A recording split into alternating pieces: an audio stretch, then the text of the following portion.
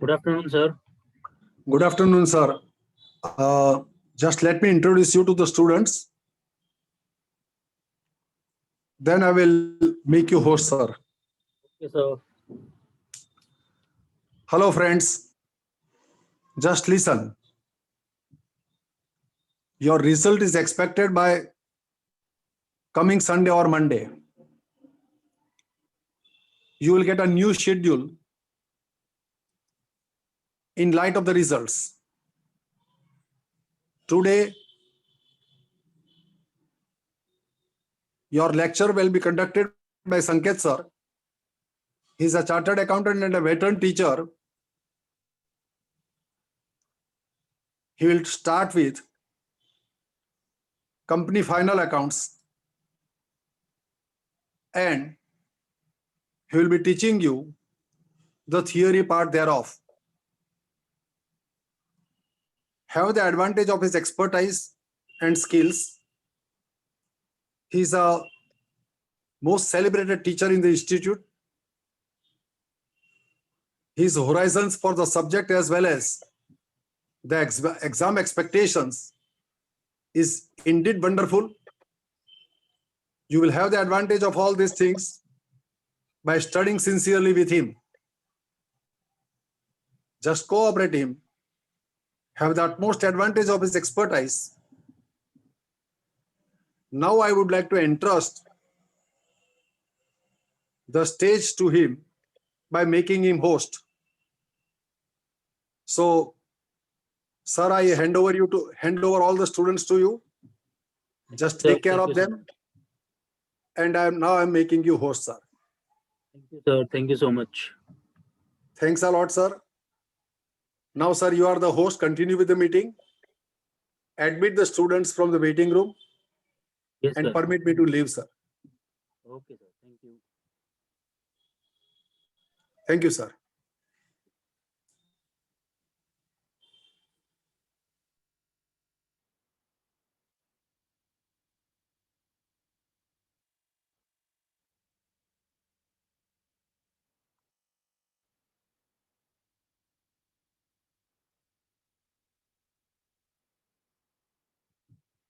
Very good afternoon, all of you.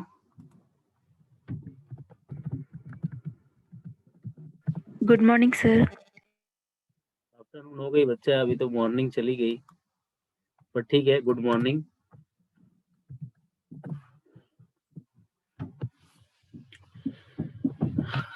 चलिए, पहले तो मैं आपको मेरी शक्ल दिखा दूं।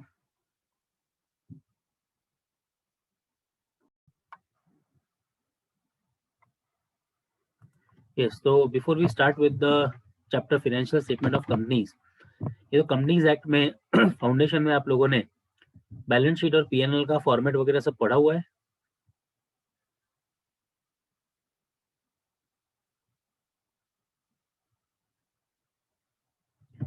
ओके, सो आपकी स्क्रीन पे मैं आपको उसका बैलेंस शीट का पीएनएल का, हाँ मतलब 12th में पढ़ा होगा आपने। तो ये स्टेटमेंट ऑफ पीएनएल और बैलेंस शीट का फॉर्मेट सबको आता है या we have to take care of this format right now first?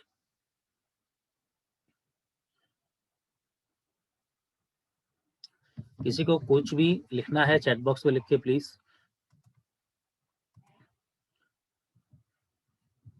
कुछ ही बच्चे चैट बॉक्स में टाइप कर रहे हैं।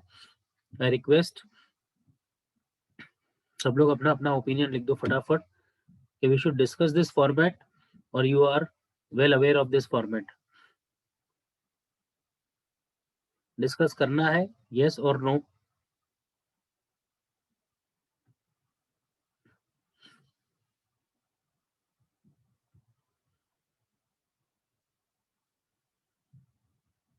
Okay, so few students do require that we should discuss the format. So let us have a primary discussion of the same, and then we will continue with the examples and the provisions which we are to learn in our syllabus of CA Intermediate regarding financial statement of companies. Okay, fine guys.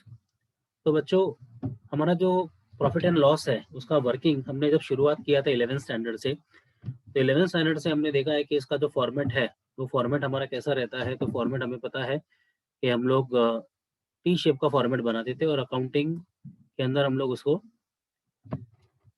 इस तरह से पढ़ के आए हैं शुरुआत से, कि पहले हमारा ट्रेडिंग अकाउंट बना करता था और उसमें हम लोग sales, goods goes other than sales, closing stock, opening stock, purchase, all our direct expenses, carriage inward वगैरह सब लिखते थे। और डिफरेंस आता था GP, profit and loss account. GP में हम हमारी इनकम्स जो है वो प्लस होती थी और expenses, cash, non cash, depreciation वगैरह सब माइनस करते थे। और डिफरेंस आता था एनपी, और फिर हम लोग बनाते थे हमारा बैलेंस शीट वगैरह या PNL, appropriation account, partners capital account, and we used to get our assets and liabilities tallied. तो हमारे असेट लायबिलिटीज को हम किसी भी तरह से टैली कर देते थे। ये हुनर हम में था और अभी भी है कि आप एग्जाम्पल दे दो और हमें जीपी का, एनपी का और बैलेंस शीट का ये 3 आंसर बता दो और हमें 10-15 मिनट के लिए अकेला छोड़ दो, हम उसको टैली कर देंगे, आप चिंता मत करो। तो वो जो टैलेंट आप लोगों में है, वो टैलेंट यहाँ पे काम ना आ पाएगा, बिकॉज यहाँ पे कंपनीज एक्ट में हमें ध्यान रखना है कि we have to follow the companies act. उसमें जो प्रोविजन की रिक्वायरमेंट्स है, जो प्रेजेंटेशन की रिक्वायरमेंट्स है, यूनिफॉर्मिटी होनी बहुत जरूरी है। बिकॉज ये जब ट्रेडिंग पीएनएल बैलेंस शीट पढ़ा करते थे आप लोग, उस टाइम पे क्या था कि जो भी जहाँ पे भी लिखना है आप लिख सकते थे, ठीक है। उसका कोई सीक्वेंसिंग आपने मेंटेन नहीं किया तो भी चलता था, आपका ये टैली हो जाना चाहिए था। और that was the most important thing. Tally हो गया, बोले हाँ जी हो गया, बस तो फिर आपने जंग जीत ली, आपका जवाब सही, आपको मार्क्स मिल गए, आप खुश। पर अब तो चार्टर्ड अकाउंटेंट बनने जा रहे हो सब लोग, उस प्रोसेस में हो। सो कंपनीज एक्ट में आपने सुना होगा कि शेड्यूल 3 है जो हम लोग फॉलो करते हैं। शेड्यूल 3 में भी डिवीजन होते हैं हमारे, बट अभी मैं आपको सिर्फ उन्हीं कंपनीज के बारे में डिस्कशन करवा रहा हूँ जो लोग इंड एएस फॉलो नहीं कर रहे हैं, क्योंकि इंड एएस वाली कंपनीज जो है उनके लिए फॉर्मेट अलग फॉलो किया जाता है। तो वो इंड एएस का कोई भी डिस्कशन अभी इंटरमीडिएट के लेवल पे नहीं है। इंड एएस का पूरा डिस्कशन मैं आपके साथ फाइनल लेवल पे करूंगा, पर हाल फिलहाल 1 साल तक हमारे लिए नॉर्मल अकाउंटिंग स्टैंडर्ड्स एप्लीकेबल हैं। तो इसका जो डिवीजन ए के अंदर हम लोग फॉर्मेट पढ़ रहे हैं वो शेड्यूल 3 है। तो शेड्यूल 3 में प्रिस्क्राइब किया गया है पार्ट 1 में कि किस तरह से एक कंपनी का बैलेंस शीट बनाया जाएगा जो इंड एएस फॉलो नहीं कर रही है, अकाउंटिंग स्टैंडर्ड्स फॉलो कर रही है। और पार्ट 2 में प्रॉफिट एंड लॉस स्टेटमेंट का फॉर्मेट बनाने का उन्होंने एक पूरा प्रोफॉर्मा दिया हुआ है। So each and every company is required to prepare and present balance sheet, profit and loss statement, but balance sheet will be prepared as per part 1 schedule 3 and part 2 schedule 3। अब इसका जो short form हम लोग कई बार use करेंगे वो एसओपीएल use करते हैं। उसका रीजन है कि हम लोग इसको statement of profit and loss भी कहते हैं। अभी अकाउंट फॉर्मेट में, डेबिट क्रेडिट फॉर्मेट में नहीं रहा है। अब हम लोग इसको जो वर्किंग करते हैं that is in the format of statement. अब इसी के अलावा हम लोग और भी चीजें पढ़ के आए थे। फाउंडेशन में था कि भाई बैलेंस शीट हर कंपनी बनाएगी, स्टेटमेंट ऑफ पीएनएल बनाएगी हर कंपनी, कैश फ्लो स्टेटमेंट बनाएगी हर कंपनी, फिर statement of changes in equity भी बनाया जाएगा और इनके नोट्स बनाए जाते हैं। तो ये 5 चीजें जो है ये हमें हमारी एनुअल जनरल मीटिंग में प्रेजेंट करनी होती है बिफोर द शेयर होल्डर्स। तो बैलेंस शीट का फॉर्मेट हम लोग पढ़ेंगे, पीएनएल का फॉर्मेट पढ़ेंगे, कैश फ्लो आपका पूरा सिलेबस का पार्ट ही है अलग से, तो वो भी आप लोग बाय डिफॉल्ट सीख ही लोगे। Statement of changes in equity is also very simple and notes will be also covered. So let us go through the format of the same कि हम लोग जो पढ़ने जा रहे हैं उसका फॉर्मेट क्या है, उसका प्रिस्क्राइब्ड जो स्ट्रक्चर है वो किस तरह का होना चाहिए। तो सबसे पहला जो है वो आपका स्टेटमेंट ऑफ पीएनएल का फॉर्मेट दिया हुआ है। This is your statement of PNL SOPL and heading में आप देख सकते हो profit and loss statement for the year ended on 31 March 2021।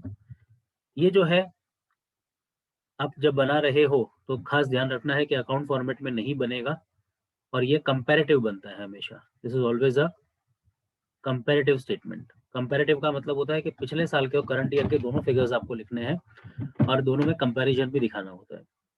अब ये जो फॉर्मेट हमने पढ़ा हुआ था टी शेप वाला, उसी को हमने वर्टिकल फॉर्मेट में कन्वर्ट किया हुआ है, कुछ नया नहीं किया है हमने। तो क्या क्या चीजें पहले हम जो टी शेप में लिखते थे उसको अब स्टेटमेंट फॉर्मेट में हमें लिखना है। तो सबसे पहला है आपका रेवेन्यू फ्रॉम ऑपरेशंस। तो आप यहाँ पे हेडिंग में पढ़ सकते हो, नोट नंबर है figures at the end of the current reporting period. तो ये करंट ईयर का होगा और ये है हमारा कॉलम प्रीवियस ईयर का, कि पिछले साल क्या था और इस साल क्या है, ताकि जो हमारे यूजर्स ऑफ फाइनेंशियल स्टेटमेंट्स हैं उन्हें हम एग्जैक्ट इन्फॉर्मेशन दे सके कंपनी का ग्रोथ किस तरह से कितने डायरेक्शन में जा रहा है, और वो लोग कंपैरिजन करके अपना डिसीजन ले सके कि इस कंपनी के अंदर इन्वेस्टमेंट करना चाहिए नहीं करना चाहिए, कंपनी के अंदर ग्रोथ लेवल क्या दिख रहा है उनको। तो रेवेन्यू फ्रॉम ऑपरेशन यानी सिंपल भाषा में आपको कहूँ तो वो हमारा सेल्स है। तो हम लोग पहले सेल्स इस तरह ट्रेडिंग अकाउंट में दिखाया करते थे, लेकिन अब रेवेन्यू फ्रॉम ऑपरेशंस के तौर पे दिखाएंगे, जिसमें हम लोग प्लस करते हैं अदर इनकम। तो ये जो हमारी अदर इनकम्स होती हैं, ये पहले हम लोग पीएनएल में दिखाते थे, अब वो यहाँ पे सब प्लस हो जाएंगी।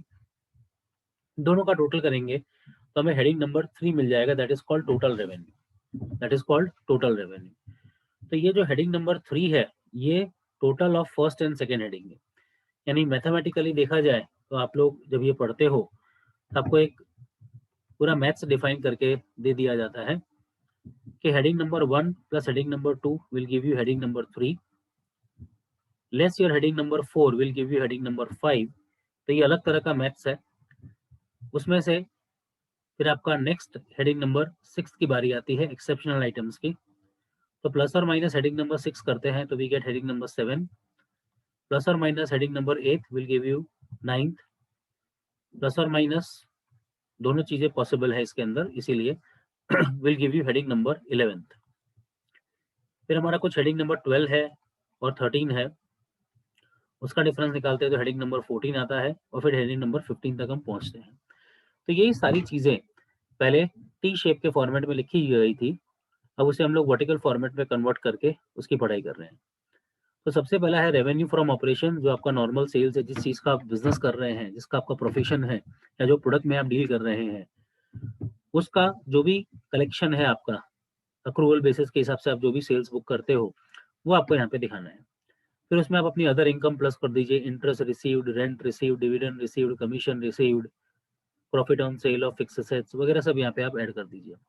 तो इन दोनों का टोटल आपको यहाँ से मिल जाएगा, that is revenue from operations plus other income will give you total revenue. अब नेक्स्ट है हमारा एक्सपेंसेस। तो ये एक्सपेंसेस का हेडिंग है, और उसमें आप अंदर लिस्ट देखोगे तो सीक्वेंस में ही आपको एक्सपेंसेस दिखाने हैं। You can not change the sequence, आप उसे ऑल्टर नहीं कर सकते सीक्वेंसेस को। तो आपके सीक्वेंस में अगर आप देखो ध्यान से, तो सीक्वेंस में सबसे पहले क्या है, तो कॉस्ट ऑफ मटेरियल कंज्यूम्ड। तो बेसिकली ये एक मैन्युफैक्चरर के लिए एप्लीकेबल ज्यादा होता है, जहाँ पे वो ये दिखाता है opening stock of raw material plus purchase of raw material minus closing stock of raw material. तो जनरली जो रॉ मटेरियल वगैरह कंज्यूम करते हैं manufacturers for manufacturing the final product, so they will show this type of data. पहले यही same चीजें हम लोग किस तरह से दिखाते थे, तो ये सेम चीजें इस तरह से आती थी, ओपनिंग स्टॉक यहाँ लिखा, परचेज यहाँ लिखा, क्लोजिंग स्टॉक यहाँ लिखा। अब क्या किया हमने, opening plus purchase minus closing करके उसका नेट डिफरेंस दिखा दिया, उसका हमने सीधा सीधा डिफरेंस दिखा दिया। क्योंकि आपको पता होगा कि we have 3 types of stock. Stock में भी हमारे पास 3 तरह के स्टॉक होते हैं, एक रॉ मटेरियल, एक वर्क इन प्रोग्रेस, और एक हमारा होता है फिनिश गुड्स। तो वर्क इन प्रोग्रेस को आप सेमी फिनिश भी बुला सकते हो। तो मैन्युफैक्चरर जो है उसके पास ये तीनों आइटम मिलेगी लेकिन जो ट्रेडर होता है, वो ट्रेडर के पास सिर्फ क्या मिलता है, फिनिश गुड्स ही मिलता है, उसके पास रॉ मटेरियल और वर्क इन प्रोग्रेस जैसा उसके पास कोई कॉन्सेप्ट नहीं होता है। अब बातचीत किया जाए आगे, तो यहाँ पे नेक्स्ट है हमारा purchase of stock in trade, कि हम कोई रेडी गुड्स बाय कर रहे हैं। तो नॉर्मली क्या होता है कि जो कंपनी ट्रेडिंग में इन्वॉल्व होती है, वो यहाँ पे अपना परचेज दिखाएगी। तो सर वो फिर फर्स्ट लाइन उसके लिए कुछ काम की नहीं है। और आपको मैं एक और खास बात बताना चाहता हूँ कि जैसे कई जगह पर ऐसा कंफ्यूजन होता है स्टूडेंट्स को कि सर एग्जाम के अंदर सपोज हम पीएनएल स्टेटमेंट बना रहे हैं, तो क्या हमें पूरा फॉर्मेट लिख देने का? तो इसके 2 आंसर है, येस एंड नो। ICI का आंसर है नो, कि जितनी चीजें आपको ट्रायल बैलेंस में दी है, वो ट्रायल बैलेंस में से जितनी चीजें आपके फॉर्मेट में है उतनी चीजें ही लिखनी है, बाकी हेडिंग्स और बाकी सब हेडिंग्स लिखने की जरूरत नहीं है। लेकिन ग्रेजुएशन की एग्जाम्स के लिए मैक्सिमम यूनिवर्सिटी और कॉलेजेस का ऐसा मानना है कि बच्चों को पूरा फॉर्मेट आना चाहिए, और वो चेक करना चाहते हैं कि उसका फॉर्मेट की हेडिंग से लेके एंडिंग तक उसको सब चीजें याद है। तो वो लोग बोलते हैं स्टूडेंट्स को कि भाई पूरा फॉर्मेट लिखो। तो आपको डबल रोल प्ले करना है। प्रोफेशनल एग्जाम में जाओ तो उतना ही जवाब लिखना जितना पूछा हो। Don't write anything extra, don't write anything extra. आप कुछ भी एक्स्ट्रा नहीं लिखेंगे, आप कुछ भी एक्स्ट्रा नहीं लिखेंगे। तो आपको एक्स्ट्रा कुछ भी नहीं लिखना है, जितना पूछा है जितना दिया है उसको आप पढ़ो और वही अपना जवाब दो, तो आपका प्रोफेशनल लेवल जो है वो दिखाई देता है। जो क्वेश्चन पूछा ही नहीं फिर भी उसका आप आंसर लिख रहे हो तो वो एक्सेप्टेबल नहीं है। ग्रेजुएशन के रूल्स अपने अलग है, वो रूल आप यहाँ पे अप्लाई मत करना वरना फंस जाओगे। ठीक है, तो ध्यान रखना सब लोग कि अपने रूल्स जो है वो डिफाइंड है। अब बात करते हैं हम लोग परचेज के बाद के स्टॉक इन ट्रेड जो है वो रेडी गुड्स वगैरह। सपोज करो हमारा काम है कि हम ये बॉटल वगैरह बाय करते हैं और उसको सेल करते हैं यहाँ पे। तो हम लोग जब ये बाय कर रहे हैं तो वो purchase of stock in trade है। तो first line raw material consume में नहीं आएगा। लेकिन अगर हम बॉटल मैन्युफैक्चर कर रहे हैं तो हम लोग स्टील बाय करते होंगे, you would be buying the steel to manufacture this bottle. तो स्टील जो हमने अक्वायर किया होगा तो फिर वो रॉ मटेरियल जाता है। तो you have to apply the logic कि कौन सी चीज किसके लिए काम की, क्योंकि ये जनरल फॉर्मेट है।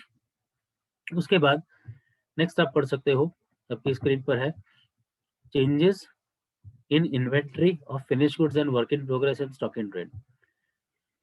तो यहाँ पे चेंजेस का मतलब क्या? तो चेंजेस का मतलब होता है difference between opening stock and closing stock, difference between opening stock and closing stock, वो डिफरेंस हमें दिखाना है। ठीक है, तो सर ओपनिंग माइनस क्लोजिंग करेंगे हम लोग और अमाउंट माइनस में आया तो माइनस में दिखाओ ना, कोई प्रॉब्लम नहीं है अगर आपका क्लोजिंग स्टॉक ज्यादा है तो। लेकिन यहाँ पे सिर्फ तीन ही चीजों का आएगा, एक फिनिश गुड्स का, एक वर्क इन प्रोग्रेस का, और एक stock in trade. Stock in trade का मतलब अभी अभी मैंने समझाया कि ये हमारे लिए स्टॉक इन ट्रेड है। रेडी गुड्स बाय करो और सेल करो, रीसेल करो। हम मैन्युफैक्चरिंग प्रोसेस में इन्वॉल्व नहीं है। यहाँ पे एक वर्ड नहीं आया, कौन सा नहीं आया? Raw material. क्योंकि रॉ मटेरियल का opening stock closing stock already first line में कवर्ड है। रॉ मटेरियल का opening stock closing stock already first line में कवर्ड हो गया है हमारा। तो यहाँ पे हमें ध्यान रखना है कि थर्ड में क्या आएगा, चेंजेस ऑफ इन्वेंट्री। तो ये दोनों के लिए काम का है। फिनिश गुड्स और work in progress is useful for a manufacturer, but stock in trade is useful for a trader. So this is particularly applicable to manufacturer firm or manufacturing company as well as the trading company. फिर है हमारा next employ benefit expenses. हमारे जो company के employees हैं वो employees को हमें जो पेमेंट्स देने होते हैं, तो सैलरी हुआ, बोनस हुआ, कमीशन हुआ और के रेम्यूनरेशन हुए या फ्रिंज बेनिफिट्स हुए, एक्स्ट्रा बेनिफिट्स वगैरह हम लोग एम्प्लॉयज को प्रोवाइड कराते हैं। तो वो सारे के सारे जो बेनिफिट्स हैं वो बेनिफिट्स भी हम लोग यहाँ पे दिखाएंगे। तो that is will be employ benefit expenses. फिर फाइनेंशियल कॉस्ट, तो हम लोग जो भी इंटरेस्ट पेमेंट्स वगैरह करते हैं वो सब फाइनेंशियल कॉस्ट के हेडिंग के अंदर आएगा। Then is your depreciation and amortisation expenses, तो वो सब चीजें इस हेडिंग में आएंगी। और अदर एक्सपेंसेस में, यानी जो ऊपर में सब चीजें कवर नहीं हुई, स्टेशनरी हुआ, टेलीफोन बिल्स हुए, इलेक्ट्रिसिटी बिल्स हुए, एडवर्टीजमेंट हुआ, बैड डेट्स हुआ, वो सारी की सारी चीजें अदर एक्सपेंसेस में जाएंगी। और your selling expenses will be other expenses. तो ये एक्सपेंसेस का एक फॉर्मेट है जिसके अंदर सारी चीजें मैंने आपको एक्सप्लेन की, और इसमें सब चीजें हमेशा हमें काम लगे ऐसा जरूरी नहीं है। जितनी चीजें काम लगेगी हम उतनी लिखते हैं। सीए के प्रोफेशनल एग्जामिनेशन में, ग्रेजुएशन में जैसा आपके कॉलेजेस में और यूनिवर्सिटी में गाइड किया जाए वैसा आप लोग लिखेंगे तो अच्छा रहेगा। तो उनसे हमें पंगे नहीं लेने हैं, वो जैसा बोलेंगे वैसा कर लेने का। तो जो भी टोटल एक्सपेंसेस होगा वो लिखा जाएगा यहाँ पे। ठीक है, तो ये जो हेडिंग आया था हमारा टोटल रेवेन्यू, उसमें से ये सारे एक्सपेंसेस का जो फाइनल जवाब आएगा वो माइनस करेंगे तो हमें नेक्स्ट हेडिंग मिलता है, that is our heading number 5। That is our heading number 5। तो हेडिंग नंबर 5 अगर आप पढ़ोगे तो it is profit before exceptional items, extraordinary items, and tax. तो बिफोर का मतलब आपको समझ में आना चाहिए कि इसमें से अभी 3 एडजस्टमेंट्स करने बाकी है। 3 चीज़ों का अभी भी एडजस्टमेंट करना बाकी है। सबसे पहला, तो एक्सेप्शनल आइटम कोई भी है तो उसका प्लस माइनस बाकी है, एक्स्ट्राऑर्डिनरी आइटम्स का प्लस माइनस बाकी है, और टैक्सेशन का भी अभी रिडक्शन करना हमें बाकी है। तो before means it is yet to be adjusted, उसका एडजस्टमेंट अभी भी होना बाकी है। अब एक एक करके हम वो चीजें यहाँ पे लिखते जाएंगे, एक एक करके हम वो चीजें लिखते जाएंगे। तो सबसे पहले हम लिखेंगे एक्सेप्शनल आइटम। उसके बाद अगर आप इसका जो भी एक्सेप्शनल आइटम है, यहाँ पे आपको एक जवाब मिला होगा, उसके अंदर आप एक्सेप्शनल आइटम का जो भी प्लस करना है तो आइटम प्लस कर दो, माइनस किया है तो माइनस कर दो, तो आपको मिल जाएगा प्रॉफिट बिफोर। प्रॉफिट बिफोर, देखो मैं वापस से वर्ड हाईलाइट कर देता हूँ यहाँ पे, before extraordinary item and tax, क्योंकि 3 चीजें थी, उसमें से आपने सबसे पहले एक्सेप्शनल आइटम का एडजस्टमेंट कर दिया। सबसे पहले आपने एक्सेप्शनल आइटम का एडजस्टमेंट कर दिया, तो अभी बचेगा क्या? एक्स्ट्राऑर्डिनरी और टैक्स ही बचेगा। हाँ क्या ना? बोले बिल्कुल सर। तब एक्स्ट्राऑर्डिनरी आइटम का एडजस्टमेंट करेंगे। प्लस की आइटम है तो प्लस करो, माइनस की आइटम है तो माइनस करो, तो आपको यहाँ पे मिल जाएगा profit before tax. What you will get? Profit before tax. तो ये बिफोर वर्ड हमने हाईलाइट किया और बिफोर टैक्स है। अब क्या करेंगे? तो आप समझ रहे होगे, एक्सेप्शनल आइटम का एडजस्टमेंट कर दिया सर, एक्स्ट्राऑर्डिनरी आइटम का कर दिया, तो अब किसका नंबर आएगा? थर्ड आइटम है हमारा टैक्स। तो हम लोग टैक्सेशन को यहाँ पे लिखेंगे, तो हमारा नेक्स्ट हेडिंग नंबर 10 होगा हमारा टैक्स एक्सपेंस। अब टैक्स एक्सपेंस जो है हमारे that is of 2 types of tax expenses we have. एक है हमारा करंट टैक्स, एक है हमारा डिफर्ड टैक्स। डिफर्ड टैक्स आप लोग पढ़ोगे अकाउंटिंग स्टैंडर्ड नंबर 22 में, और ये सीए फाइनल के सिलेबस में भी आता है आप लोगों को, तो you are going to study the same in CA final as well. तो आप जब ये अकाउंटिंग स्टैंडर्ड पढ़ो तो इसको थोड़ा ध्यान से पढ़ना, बिकॉज ये प्रैक्टिकल लाइफ में आपको आर्टिकलशिप में भी काफी काम लगेगा।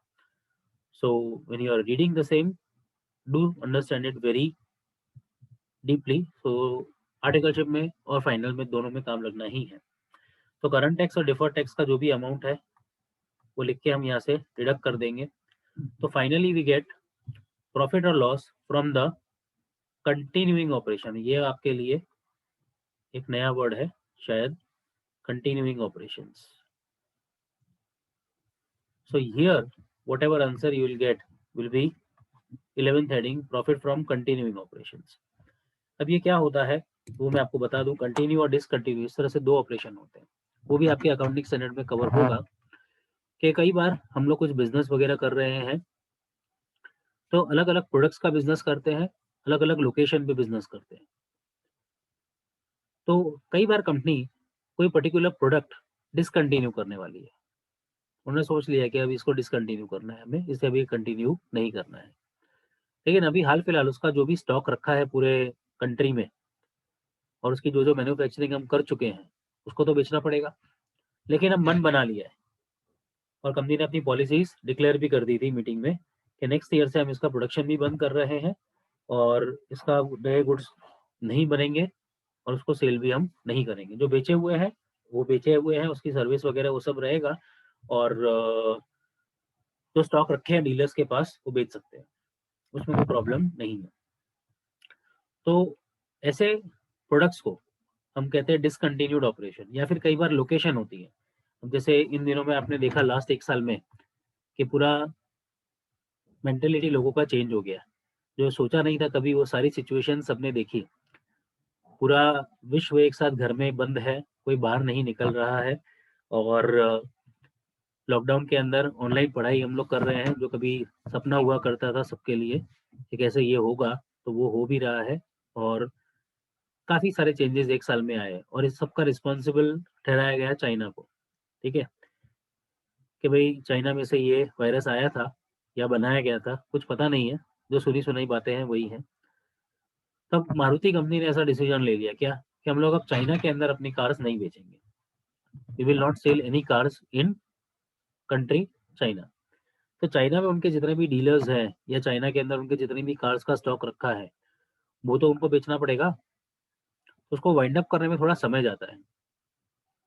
कि अब पूरा वाइंड अप का प्रोसेस शुरू कर दिया है, 2 साल लगेंगे, 2 साल में ये सब प्रोसेस पूरा वाइंड अप हो जाएगा। तो वहां पे उस तरह की सिचुएशन में उससे कनेक्टेड कोई भी आपका कंट्री से, उस कंट्री से कनेक्टेड कोई भी आपका इनकम है, एक्सपेंस है, वर्किंग है, वो सब आपको सेपरेटली दिखाना होता है। वो आपको सेपरेटली, मतलब हम बाकी सारी कंट्री के साथ काम करेंगे, उस कंट्री के साथ काम नहीं करेंगे। तो आप कोई ज्योग्राफिकल लोकेशन भी बंद कर सकते हो कि वो एरिया हमारे लिए बेनिफिशियल नहीं है अलग अलग रीजन के कारण, या फिर आप कोई पर्टिकुलर प्रोडक्ट भी बंद कर सकते हो, करेक्ट। तो उससे कनेक्टेड जो भी आपका इनकम एक्सपेंस है that will be shown separately उसे हमें सेपरेटली दिखाना होगा। नाउ पढ़ा जाए यहाँ पे तो ये कंटिन्यूइंग ऑपरेशन है आपके, जो आप कंटिन्यू कर रहे हो, जिसके अंदर आपका कोई चेंज नहीं है, गोइंग कंसर्न अजम्पशन आपका लागू पड़ता है। अब आप देखो ना, हेडिंग नंबर 12, 13, 14, तो 12th में लिखा है क्या, प्रॉफिट और loss from which operation, discontinued operation. तो जो ऑपरेशन आप डिसकंटिन्यू करना चाहते हो उसका प्रॉफिट लॉस। तो प्रॉफिट लॉस कैसे आता है, तो आप सब जानते हो, उसकी जो भी इनकम है उसमें से एक्सपेंसेस माइनस करेंगे तो उसका प्रॉफिट लॉस सीधा हम लोग ढूंढ लेंगे। तो इसका एक पूरा नोट ही बन जाता है। तो यहाँ पे उसका एक नोट बन जाएगा, नीचे उसकी वर्किंग होगी और उसकी सीधी फाइनल अमाउंट यहाँ पे दिखानी है उसका डिटेल नहीं दिखाना। वो आप देख रहे हो, जो आइटम या जो लोकेशन आप कंटिन्यू करना चाहते हो उसमें आप सारी डिटेल दिखाते हो, एक एक एक्सपेंस, एक एक इनकम का मैक्सिमम डिटेल आप शो करते हो। पर जो आप डिसकंटिन्यू करना चाहते हो, बोले उसके बारे में पब्लिक को कहाँ इतनी जानकारी देने की जरूरत है, क्योंकि ये तो इस साल है, अगले साल शायद हो ना हो, वो वाली बात है, कल हो ना हो। बोले जो कल हो ना हो वाली सिचुएशन में है उसके ऊपर क्यों चिंता करना। तो बोले उसका एक नोट बना दो और नोट के अंदर दिखा दो इनकम माइनस एक्सपेंस, और उसकी जो फाइनल फिगर है वो यहाँ पे लिख दो। फिर बोले उसके ऊपर जो टैक्स एक्सपेंस आएगा वो लिख दो डिसकंटिन्यूड ऑपरेशन का। तो बोले इनकम माइनस एक्सपेंस करके प्रॉफिट ढूंढ लो, उसके ऊपर जो टैक्स आए वो माइनस कर दो, तो आपको क्या मिलेगा, प्रॉफिट और loss from discontinuing operation after tax, के टैक्स माइनस करने के बाद उसकी एक फिगर हमें मिल जाएगी। तो इसलिए मैंने जब ये आपके लिए मैथमेटिकल रूल लिखा, तो आप देख रहे हो कि heading number 1 to 11, heading number 1 से लेके हेडिंग नंबर 11 तक वो पूरा फॉर्मेट कंटिन्यूड ऑपरेशंस का है। और उसका जो भी आंसर आता है इसका उसमें हम लोग क्या प्लस करते हैं, डिसकंटिन्यूड ऑपरेशन का फाइनल जवाब। तो डिसकंटिन्यूड का प्रॉफिट लॉस, डिसकंटिन्यूड का टैक्स, और ये उसकी फाइनल जवाब। इन दोनों का टोटल करेंगे तो हमें मिलता है हेडिंग नंबर 15, जो कि हमारा टोटल प्रॉफिट और total loss of the period. तो हमारा ये साल का टोटल प्रॉफिट या टोटल लॉस हमें मिल जाता है। तो आप यहाँ पे पढ़ सकते हो, ये हेडिंग नंबर 11 है, ये हेडिंग नंबर आपका 15 है, सॉरी 14 है। This is your heading number 15। तो टोटल प्रॉफिट और total loss of the period, तो ये जो है ये हमारा कंटिन्यूड ऑपरेशन और डिसकंटिन्यूड ऑपरेशन का टोटल है, ठीक है जिसे हम लोग यहाँ पे जो भी जवाब आएगा इससे हम लोग डिवाइड करते हैं हमारे नंबर ऑफ शेयर से, तो हमें मिल जाता है हमारी कंपनी का ईपीएस। तो ये जो हेडिंग नंबर 15 होता है, this is now divided by number of shares. तो इसका जो जवाब आपको मिलेगा that will be earning per share. उसका भी आपका एक अलग से ईपीएस का अकाउंटिंग स्टैंडर्ड है। दो तरह के आप अर्निंग्स ढूंढते हैं उसमें, एक बेसिक अर्निंग पर शेयर और एक डाइल्यूटेड अर्निंग पर शेयर, ठीक है। डिटेल में जो अकाउंटिंग स्टैंडर्ड की फैकल्टी होगी जो आपको पढ़ाएंगे accounting standard, they will explain you. तो this is your heading number 16। तो ये था एक छोटा सा वर्किंग आप लोगों के लिए पीएनएल स्टेटमेंट का एक्सप्लेनेशन, सो दैट थोड़ा सा आपको डिटेल पता चल जाए। अब यहाँ से हम लोग जो स्क्रीन पे है 1 2 3 4 5 6 7 8 वाला वर्किंग वो देख लेते हैं। तो सबसे पहले खाली मैंने यहाँ पे 1 2 3 4 रखा है।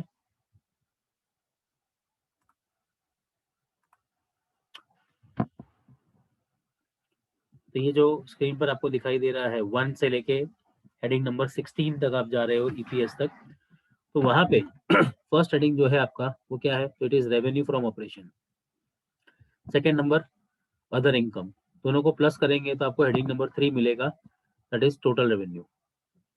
फोर्थ हेडिंग एक्सपेंसेस, एक्सपेंसेस में भी इनर कॉलम पूरा वर्किंग जो था हमने देखा, तो उसका जो फाइनल फिगर आएगा वो यहाँ पे लिखेंगे, माइनस करेंगे तो हमें मिलेगा हेडिंग नंबर 5। फिफ्थ हेडिंग है हमारा profit before exceptional items, extraordinary items and tax. ये 3 चीजें हैं, exceptional, extraordinary and taxation. Six heading में एक्सेप्शनल आइटम्स को लिख दीजिए, तो आपको मिल जाएगा seventh heading profit before extraordinary items and tax, profit before extraordinary items and tax. उसके बाद एथ हेडिंग लिखेंगे आप एक्स्ट्राऑर्डिनरी आइटम्स, एथ हेडिंग लिखेंगे आप एक्स्ट्रा ऑर्डिनरी आइटम्स। तो अगर एथ हेडिंग में आपने एक्स्ट्रा ऑर्डिनरी आइटम्स का जो भी प्लस माइनस का इम्पैक्ट दे दिया है, तो आपको मिलेगा heading number 9th, that is called profit before tax, profit before tax. जिसमें आप 10th हेडिंग में टैक्स एक्सपेंस आप लिख देंगे, तो आपको मिल जाएगा heading number 11th, that is called profit और लॉस फ्रॉम कंटिन्यूइंग ऑपरेशंस, और वो होगा after tax, that will B heading number 11 after tax. तो वो आपका हेडिंग नंबर 11 आपको दिख रहा होगा, प्रॉफिट और लॉस फ्रॉम कंटिन्यूइंग ऑपरेशंस। फिर है हमारा हेडिंग नंबर 12, 13, 14। तो 12th हेडिंग इज प्रॉफिट और loss from discontinued operation. 13th में उसका कोई अगर टैक्सेशन है तो टैक्सेशन का अमाउंट लिखेंगे, और 14th में उसकी नेट फिगर आ जाएगी, 14th will be the net figure. और 11th हेडिंग और 14th हेडिंग का टोटल करेंगे तो हमें हेडिंग नंबर 15 मिल जाएगा, जो कि होगा हमारा टोटल प्रॉफिट और loss for the period, total profit और लॉस फॉर द पीरियड, जिसे डिवाइड कर दिया जाएगा नंबर ऑफ शेयर से, जिसे डिवाइड कर दिया जाएगा नंबर ऑफ शेयर से, तो आपका जवाब आ जाएगा ईपीएस, अर्निंग पर शेयर। आपका जवाब आ जाएगा आपका ईपीएस, अर्निंग पर शेयर। उसमें भी 2 तरह के आपके ईपीएस होते हैं, बेसिक और डाइल्यूटेड। सो अब ये जो मैंने आपको पीएनएल स्टेटमेंट का फॉर्मेट अभी अभी एक्सप्लेन किया, उसमें किसी को कोई डाउट है तो वो लोग अब अपना चैट बॉक्स यूज कर सकते हैं और लिख सकते हैं अपना डाउट। और अगर पीएनएल में आपको सब चीजें समझ में आ गई हैं तो अंडरस्टूड लिख के कंफर्मेशन दे दो। डाउट है तो डाउट लिख दो, नहीं तो अंडरस्टूड लिख दो।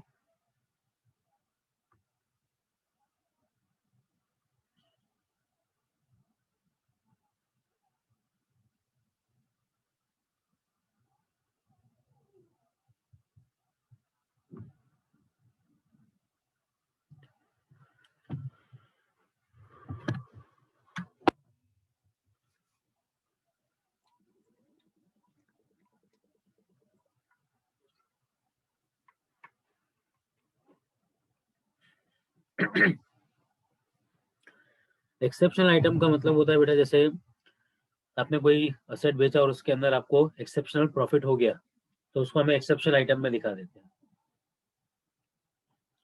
या कोई लॉस बाय फायर हो गया है तो वो हमारे एक्सपेंसेस पे नहीं जाएगा, उसे हम एक्सेप्शनल आइटम में दिखा देंगे।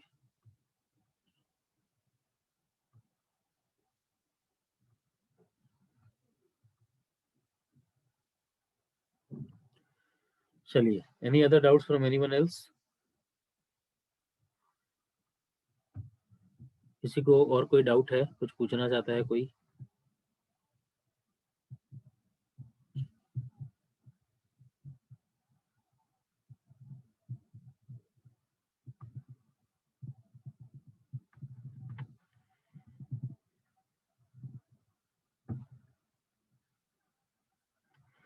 एक्स्ट्राऑर्डिनरी आइटम्स ये आपका एक अकाउंटिंग स्टैंडर्ड का पार्ट है, उसके अंदर वो कवर होगा। अकाउंटिंग स्टैंडर्ड्स में हम लोग डिस्कशन में जाएंगे तो हमारा चैप्टर अधूरा रह जाएगा अभी। कंटिन्यूइंग डिसकंटिन्यूइंग में टैक्स रेट्स डिफरेंट हो सकते हैं, क्योंकि वो डिपेंड करता है कंट्री पे है या प्रोडक्ट पे है। बेसिकली एक्स्ट्राऑर्डिनरी का कॉन्सेप्ट इंड एएस में से तो निकाल दिया गया है कि there is no extraordinary items. Cash flow statement में से भी उन लोगों ने हटा दिया है। अब पहले ये था कि जो रेगुलर पेमेंट्स नहीं होते, एक्सेप्शनल पेमेंट होते हैं, जैसे कि वॉलंटरी रिटायरमेंट पेमेंट है, तो आपकी कंपनी में कुछ लोगों ने, एम्प्लॉइज ने वीआरएस लिया है और उसका एक हैवी पेमेंट आप लोगों ने किया, तो उसको हम एक्स्ट्राऑर्डिनरी आइटम दिखा सकते हैं। लेकिन अभी जो अपडेटेड इंडियन अकाउंटिंग स्टैंडर्ड्स है, जिसे हम इंड एएस के नाम से जानते हैं, तो इंड एएस के अंदर एक्स्ट्राऑर्डिनरी कुछ है ही नहीं। वो लोग बोलते हैं कि नहीं नहीं, ये तो हमारे ऑपरेटिंग आइटम्स का ही पेमेंट है, तो उसको एक्सपेंसेस में ही दिखाओ। तो आप लोग जो पढ़ रहे हो वो ऐसी कंपनीज के बारे में पढ़ रहे हो जो कंपनीज अनलिस्टेड होंगी और जिसका नेटवर्थ 250 करोड़ से कम होगा, वो लोग अकाउंटिंग स्टैंडर्ड फॉलो करती है। बाकी तो maximum companies are now following Ind as.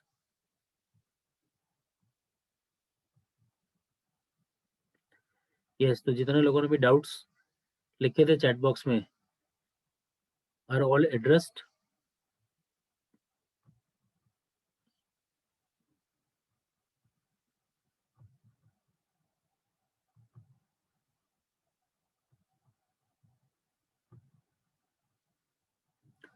Court में आप कोई केस जीते और आपको कोई कंपेंसेशन मिला या आपने किसी को कंपेंसेट किया, वो सब चीजें भी एक्स्ट्रा ऑर्डिनरी के अंदर गिन सकते हो आप।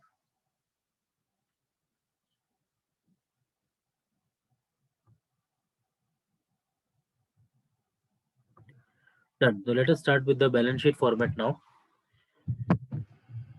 सो बैलेंस शीट फॉर्मेट के अंदर जाते हैं और अब उसका भी एक ओवरव्यू बढ़िया सा ले लेते हैं। फॉर्मेट याद है किसी को पूरा? Anyone remembers the entire format? कि फॉर्मेट क्या है, उसमें क्या क्या चीजें, हेडिंग, सब हेडिंग्स, सब कुछ याद है?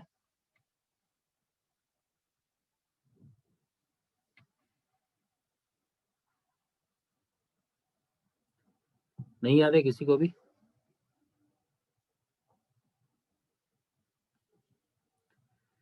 चलो, एक उसका छोटा सा टेक्निक था पुराना, वो आपको बता देते हैं, सबको याद हो जाएगा।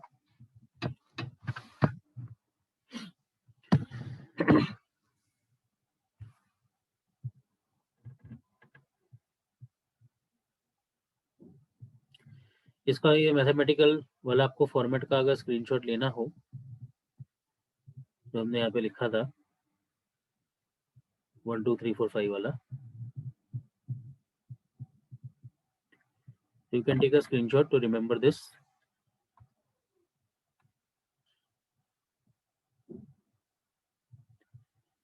ठीक है ना? चलिए, अब मैं आपको बैलेंस शीट के फॉर्मेट पे ले जाऊं। बैलेंस शीट भी हमारा पहले बड़ा सिंपल हुआ करता था। जैसे हमने देखा कि लायबिलिटी साइड पे सब लायबिलिटीज लिख दो, टोटल लगा दो, असेट साइड पे सारे असेट लिख दो, टोटल लगा दो, दोनों सेम आ गया, अपने खुश, बल्ले बल्ले, मजा आ गई। ठीक है, लेकिन now we have to follow a prescribe format of part 1 schedule 3। Balance sheet part 1 में है और पीएनएल पार्ट 2 में है। हमें शुरुआत से क्या सिखाया गया है? हमें शुरुआत से ये सिखाया गया है कि पहले पीएनएल बनता है, बाद में बैलेंस शीट बनती है। बात आपकी सही है, बिना पीएनएल क्लोज किए बैलेंस शीट क्लोज नहीं होती है। लेकिन जब आप कंपनीज के फाइनेंशियल रिकॉर्ड्स निकाल के देखोगे ना, तो हमेशा पहले उन लोगों ने बैलेंस शीट बना के दिया होगा और उसके पीछे उनका स्टेटमेंट ऑफ पीएनएल होता है, उसके पीछे statement of profit and loss होता है, फिर कैश फ्लो होते हैं, कैश फ्लो स्टेटमेंट कंपनी का, फिर उनके statement of changes in equity दिखाई देंगे आपको, और फिर हमारे नोट्स टू अकाउंट्स दिखाई देंगे। तो इस सीक्वेंस में वो लोग अपना फाइनल रिपोर्ट वगैरह तैयार करके प्रेजेंट करते हैं। वी नो दैट कि स्टेटमेंट ऑफ पीएनएल क्लोज होगा तो ही तो बैलेंस शीट बनेगी। आपकी बात सारी सही है, लेकिन प्रेजेंटेशन करते वक्त we have to keep balance sheet first, उसके नीचे PNL, cash flow, statement of changes and then notes. ठीक है सर, हमें एग्जाम में ऐसा ही करना पड़ेगा, पहले बैलेंस शीट बनाए फिर स्टेटमेंट ऑफ पीएनएल? करो तो अच्छा है, और आप चेंज करोगे सीक्वेंस के, पहले पीएनएल बना दिए फिर बैलेंस शीट बना दिए तो भी चल जाएगा। बट नया सीखो, सीए बनने जा रहे हो, क्यों पुराने में रह के अपने आप को पीछे रख रहे हो? आगे बढ़ो, नई चीजें सीखते चलो, कंफर्ट जोन से बाहर आओ। नाउ नेक्स्ट है आपका बैलेंस शीट का फॉर्मेट। तो लायबिलिटीज और असेट्स वगैरह पहले इस तरह से लिख दिए जाते थे और टोटल लगा दिया जाता था, लेकिन अब उसका एक सिस्टमेटिक फॉर्मेट है हमारे पास जिसको हम लोग याद कर लेंगे। तो अब लायबिलिटी साइड पे जो हेडिंग हम लोग दिखाते हैं, that heading is called equity and liabilities. Equity and liabilities which is then segregated into various parts। हम उसका सेग्रीगेशन बना देते हैं।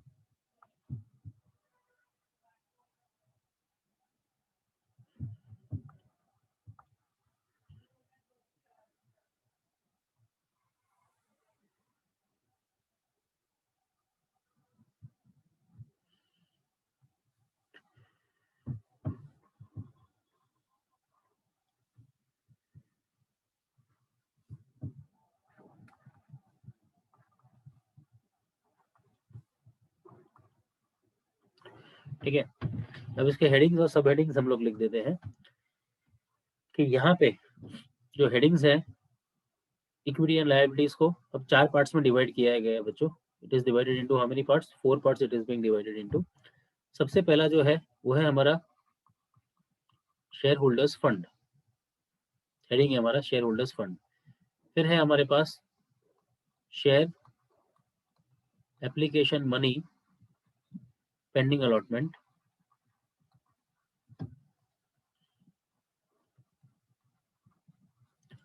फिर है हमारे पास non current liabilities followed by current liabilities, followed by current liabilities.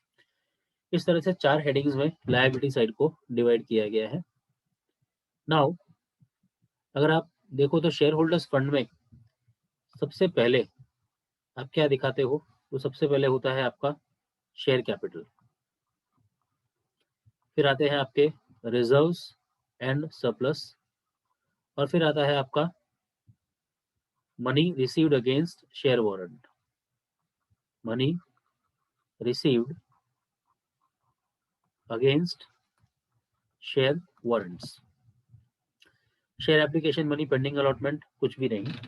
Non current liabilities की सिंपल डेफिनेशन है कि ऐसी कोई भी लायबिलिटी जिसका पेमेंट आपको 12 महीने के बाद कर रहा है। ऐसे तो आप देखोगे तो ऑपरेटिंग साइकिल होता है, पर नॉर्मल सिचुएशन में we take if any payment is to be done after 12 months, if any payment is to be done after 12 months, तो वो हम लोग नॉन करंट लायबिलिटी में दिखाते हैं। यानी ड्यूरेशन जो है इसका, वो पेमेंट का टर्म जो है वो मोर देन 12 मंथ्स का है। तो ठीक है, और यहाँ पे जो होगा that would be less than 12 months, यानी liability which is payable within 12 months will be current liability. Okay, अब इसके हेडिंग्स और सब हेडिंग्स अगर आप देखोगे तो it is being segregated into 4 parts.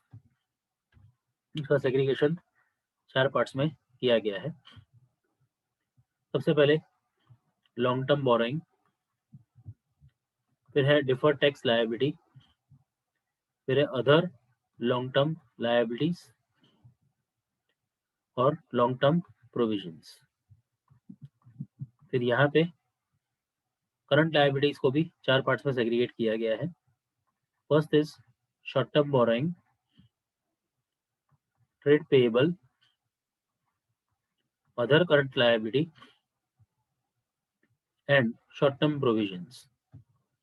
The liability side is now segregated into sub-headings and sub-headings. तो 4 हेडिंग्स है और उसके सब हेडिंग्स है, वो आपकी स्क्रीन पर है। उसको याद कैसे रखना है वो मैं आपको सिखाता हूँ अभी। अब हम लोग जाते हैं असेट साइड पे। I will move towards asset side. Asset side पे किस तरह से सारा डिस्कशन होगा, तो नेक्स्ट हेडिंग जो हम लोग देंगे वो देते हैं असेट्स का।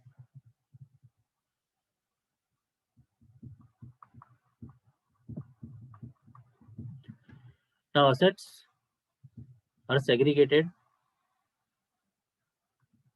into 2 parts,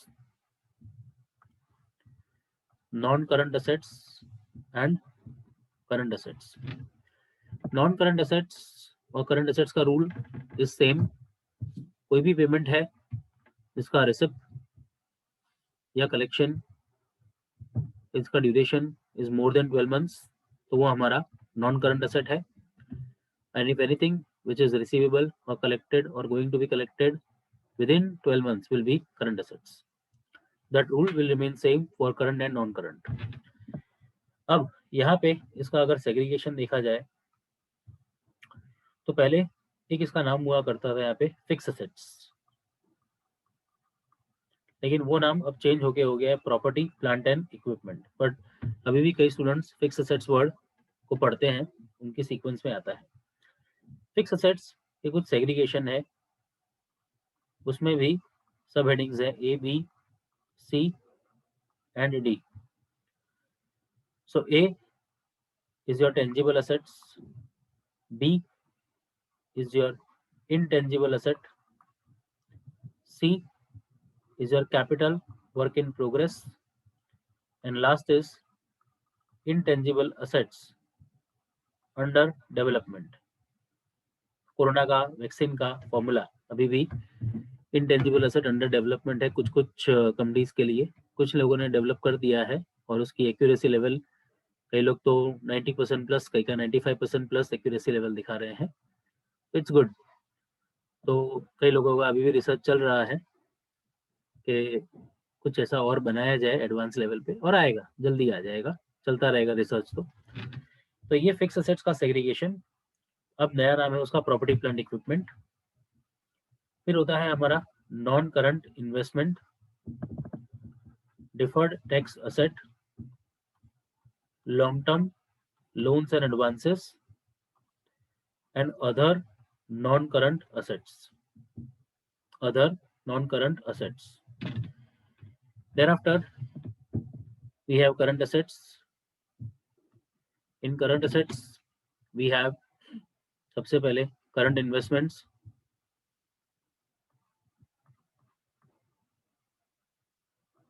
then we have inventory, then we have trade receivables, cash and cash equivalent,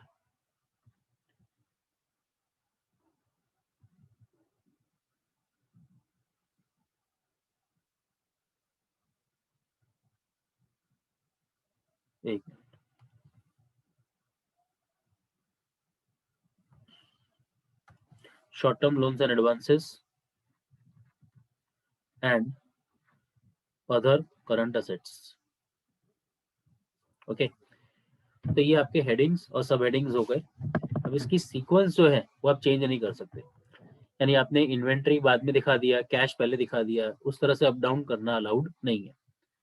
तो सर ये सीक्वेंस कैसे याद रखी जाए? तो आइए उस सीक्वेंस के लिए हम लोग एक टेक्निक है उसको यूज करेंगे। तो ये वाला जो आपने देखा, तो इसके सबके इनिशियल लेटर्स ही हमें याद रखने पड़ेंगे, तो ही वो सीक्वेंस हमें याद रहेगी, वरना हम भूल जाएंगे। तो यहाँ पे SRM SRNM आ जाता है, यहाँ पे तो एक ही हेडिंग है।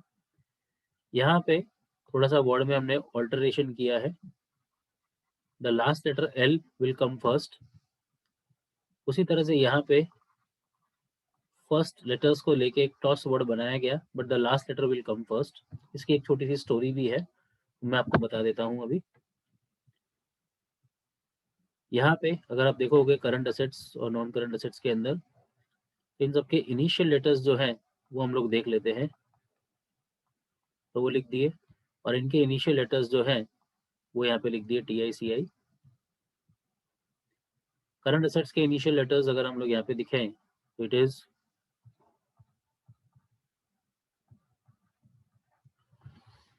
इससे सर टिस्को वर्ड बनता है, मुझे पता है, लेकिन उससे सीक्वेंस ब्रेक हो जाती है। टिस्को वर्ड अगर आप बनाना चाहो तो बना सकते हो, लेकिन उससे एक सीक्वेंस ब्रेक हो जाती है, तो सीक्वेंस याद नहीं रही तो प्रॉब्लम होगा। तो हमें मेन तो सीक्वेंस याद रखनी है कि इसके बाद ये आता है हेडिंग। चलिए तो हम लोग अब इसका एक शॉर्ट स्टोरी है, वो स्टोरी मैं आपको बता देता हूँ। और ये स्टोरी सिर्फ फन के लिए है, इसको कोई भी पर्सनली नहीं लेगा। किसी को बुरा लग जाए तो एडवांस में extremely sorry for the same. लगेगा नहीं, वैसा कुछ है नहीं इसके अंदर, बट कई लोग क्या थोड़े से एक एक वर्ड को पकड़ के कुछ भी मीनिंग निकालते हैं, तो उस तरह का स्वभाव वाला कोई बच्चा है तो कृपया करके अपनी भावनाओं पे कंट्रोल करें। तो सबसे पहला जो है हमारा वर्ड वो है SRM, फिर है वर्ड डॉल, टॉस। कोई भी चीजें आप जो है पढ़ने जा रहे हो वो सिर्फ याद करने के लिए है, प्रोफेशनल एग्जामिनेशन में आपको मदद हो उसके लिए, बाकी और कोई पर्पस नहीं है, ठीक है? तो ध्यान से सुनना सब लोग। तो हेडिंग्स तो आपको याद करनी पड़ेगी बेसिक, बट कुछ चीजें हैं जो आपको इजीली याद रह जाए उसके लिए। तो सबसे पहले लायबिलिटी साइड का हेडिंग, तो इक्विटी एंड लायबिलिटीज, उसमें 4 हेडिंग्स। तो 4 हेडिंग में share holder fund, share application, money pending allotment, non current liabilities and current liabilities, इस तरह से आपकी 4 हेडिंग्स है। अब स्टोरी क्या है वो सुनना शुरू करते हैं। तो आपको पता होगा कि हिंदू माइथोलॉजिकल सीरियल एक आया करता था पहले, और वो गॉड भी है हिंदू में, श्री राम, SRM।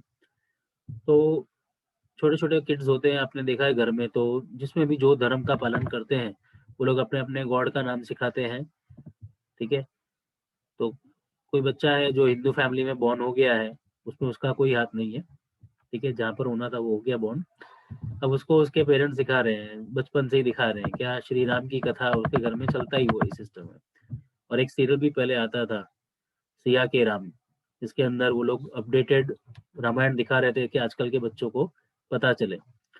एक छोटा किड है, उसको सिखाया जा रहा है कि बोलो बेटा श्री राम बोलो, तो SRM से श्री राम या सिया के राम आप याद कर सकते हो, या सिया राम करके एक ब्रांड भी है क्लोथ का, वो भी याद कर सकते हो। तो अपने सिया राम या सिया के राम या श्री राम याद करते हैं, तो बोले उसको, बच्चे को, छोटा बच्चा होता है उसको सिखाया जाता है सब, उसमें उसका कोई याद नहीं है। उस पर लोग अलग अलग तरह के एक्सपेरिमेंट करते हैं, बेटा ये करके दिखाओ, बेटा वो करके दिखाओ, वो सारे बदले फ्यूचर में लेता है। फिर बच्चा थोड़ा बड़ा हुआ तो उसे डॉल दे दी गई खेलने के लिए, खेलो बेटा ये डॉल से खेलो, खिलौने से खेलो, डॉल से खेलता है। बच्चा थोड़ा और बड़ा हुआ तो IPL का सीजन आ गया, देखते हैं सब लोग टॉस कर रहे हैं, बैटिंग बॉलिंग, तो घर में छोटे छोटे बच्चों के साथ क्रिकेट खेलते होंगे, आप लोगों ने भी कभी खेला होगा। तो पहले तो गॉड का नाम लिया बच्चे ने, थोड़ा बड़ा हो गया तो डॉल से खेल लिया, फिर थोड़ा बच्चा और बड़ा हो गया तो टॉस करना सीख गया, बैटिंग बॉलिंग वो सब सीख गया। फिर थोड़े और बड़े हो गए तो फंड लो, ये जो आपको दिख रहा है ना फंड, FANDLO, फंड लो, तो फिर घर से पॉकेट मनी मांगनी शुरू हो जाती है। तो थोड़ा थोड़ा आप लोगों को अपना लाइफ साइकिल भी याद आ रहा होगा कि हाँ, हम थोड़े बड़े हो जाते हैं तो we demand money from home. So बच्चा थोड़ा बड़ा हुआ, अब क्रिकेट खेलने तो बाहर जाने लगा, तो घर से पैसे मांगने शुरू कर दिए, कभी बॉल लानी, कभी बैट लानी, कभी कुछ लाना है, तो फंड लो। किसी दिन पेरेंट ने पूछ लिया, बेटा फंड इतना सारा ले जाते हो करते हो क्या हो, तो बोले जीतने के बाद मैकडोनल्ड जाते हैं, टिक्की बर्गर खाते हैं। जीतने के बाद मैकडोनल्ड जाते हैं हम लोग, टिक्की बर्गर खाते हैं, मजा आती है, ठीक है। फिर बच्चे थोड़े और बड़े हो गए, तो उनसे पूछा गया बेटा क्या पढ़ोगे, तो बोले CA करेंगे। क्या करोगे, तो बोले CA करेंगे हम लोग। बोले ठीक है CA करोगे, वेरी गुड। बोले CA करके फिर क्या करोगे, बोले कमिश्नर ऑफ इनकम टैक्स का एग्जाम देंगे, कमिश्नर ऑफ इनकम टैक्स बनेंगे। बोले अच्छा वो, बोले वो ना हुआ तो बोले तो CS करेंगे। बोले CS करेंगे, बोले वो भी ना हुआ तो फिर हम लोग अदर्स कैटेगरी में चले जाएंगे। अदर्स यानी देखा जाएगा जो होगा वो, देखा जाएगा जो होगा वो, ठीक है। तो इस तरह से भी हो सकता है, या फिर आप ऐसा भी सोच सकते हो कि लास्ट में ये आपका सपना था, तो लास्ट में मॉम ने आके आपको जोर से डांटा, तो आपका आँख खुला, ओह ये तो सपना था कि हम लोग गॉड का नाम ले रहे हैं, डॉल से खेल रहे हैं, टॉस कर रहे हैं, घर से पैसे ले रहे हैं, मैकडॉनल्ड्स में टिक्की बर्गर खा रहे हैं, कमिश्नर ऑफ इनकम टैक्स बन गए हैं, CS भी कर लिया है हमने, CA भी कर लिया है हमने, और लास्ट में डांट पड़ती है कि उठो क्लास का टाइम हो गया है, और लास्ट में पता चलता है ओ हो ये तो हमारा सपना था। Got it. तो ये एक छोटी सी स्टोरी है जिससे आप ये सारी सीक्वेंसिंग याद कर सकते हो, और अब इनके इन डेप्थ एक एक वर्ड से आपको मीनिंग याद आने चाहिए। SRM अगर आपको याद रहा तो S stands for share capital, R stands for reserves and surplus, and M stands for money received against share warrant. DOL में the last letter L will come first, it is a long term borrowing. D stands for deferred tax liability, O stands for other long term liabilities, and L stands for long term provisions. Toss में अगर आप जाते हैं तो last S will come first, that is short term borrowing. T stands for trade payable, O stands for other current liabilities, and S stands for short term provisions. और उसी तरह से यहाँ पे फंड लो में F stands for fixed assets, the revised name is property plant equipment. In that we have tangible, intangible, capital work in progress, and intangible assets under development. N stands for non-current investments. D stands for deferred tax asset. L stands for long-term loans and advances, and O stands for other non-current assets. Other यानी जो ऊपर के चार में cover नहीं हुई वो सब others में. Current assets we have CIT, so C stands for current investments, I stands for inventory, T stands for trade receivables, CS is cash and cash equivalents and short-term loans and advances, and O stands for other current assets, यानी ऊपर के पांच में अगर कोई current asset cover नहीं होती है तो वो अदर्स में दिखानी होती है हमें। तो इस तरह से ये फॉर्मेट है, ये फॉर्मेट का आपको स्क्रीनशॉट मैं अरेंज करवा देता हूँ।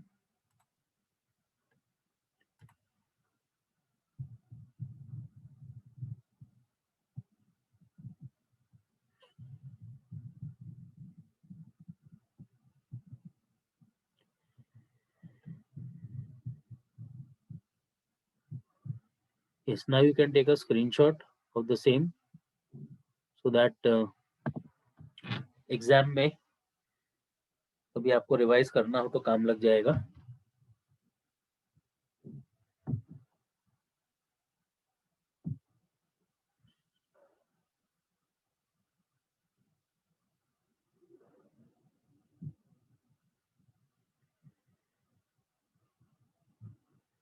सबने स्क्रीनशॉट ले लिया होगा?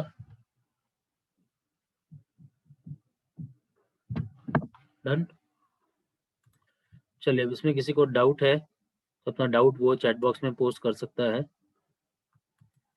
और अगर समझ में आ गया है, मजा आई है, रिमेम्बर है, कुछ नया सीखने को मिला है, तो you can give your confirmation in chat box.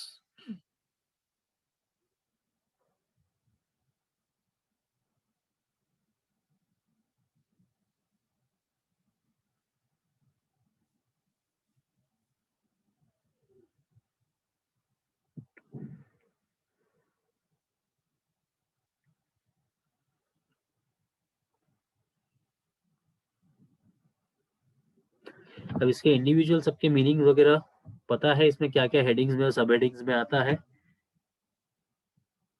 Any basic information regarding the same? चलिए, सबके मीनिंग का भी एक ओवरव्यू ले लेते हैं हम लोग, सो दैट पता चले कि कौन से हेडिंग में क्या लिखना है, कौन से सब हेडिंग में क्या लिखना है।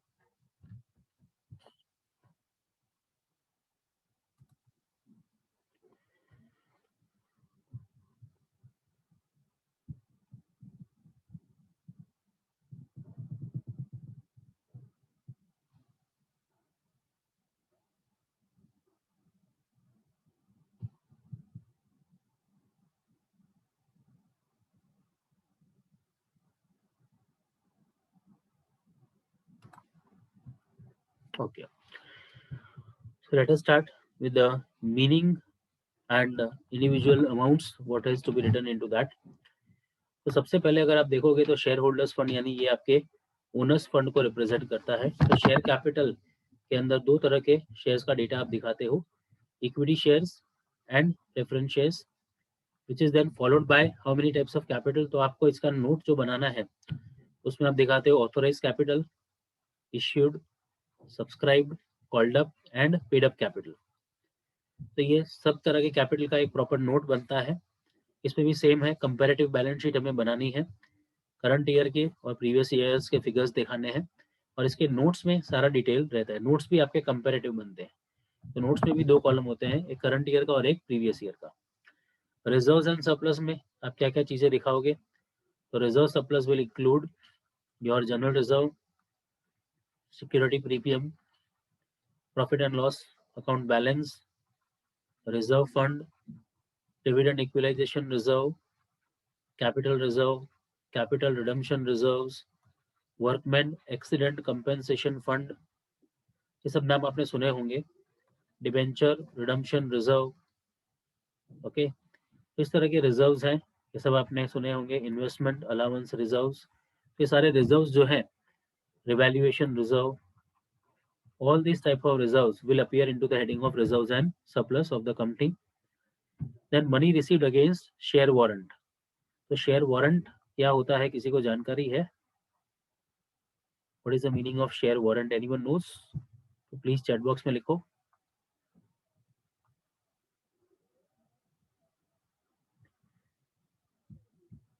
Yes or no? Anyone knows share warrant का मीनिंग?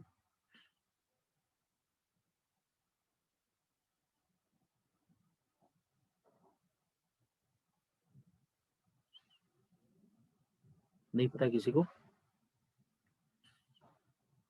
चलिए सुनिए सब लोग, आपकी कंपनी है और आप लोग अभी शेयर्स इश्यू नहीं करना चाहते हो, नेगोशिएबल इंस्ट्रूमेंट्स लिखा है भारती ने, मैं मीनिंग पूछ रहा था बेटा उसका। चलिए कोई बात नहीं, आपने ट्राई किया उसके लिए वेरी गुड। आपकी कंपनी है, you don't want to issue shares right now, but एक इन्वेस्टर आए मिस्टर एक्स, बोले मुझे आपकी कंपनी में इन्वेस्टमेंट करना है, I want to buy shares. बोले हमें अभी कोई शेयर इशू करना ही नहीं है, हमें अभी हमारे नंबर ऑफ शेयर्स बढ़ाने में कोई इंटरेस्ट नहीं है, क्योंकि उससे हमारा ईपीएस अर्निंग पर शेयर नीचे आ जाएगा if you are issuing such shares. तो बोले अच्छा ऐसा है, तो बोले पर आप पैसे तो ले लो, आप पैसे तो ले लो। हमें भी लगता है कि चलो अच्छा इन्वेस्टर है, कंपनी को फंड्स दे रहा है तो ले लेते हैं। तो हम लोग उसको शेयर्स नहीं देते, आज दे देते share warrants which are convertible into shares in future. तो जब भी फ्यूचर में कंपनी शेयर्स इश्यू करने का प्लानिंग करेगी तो कंपनी क्या करेगी, इनसे आज पैसे ले लेते हैं, वी टेक फंड्स, और एक्सचेंज में शेयर्स नहीं देते, उसकी जगह शेयर वारंट देते हैं।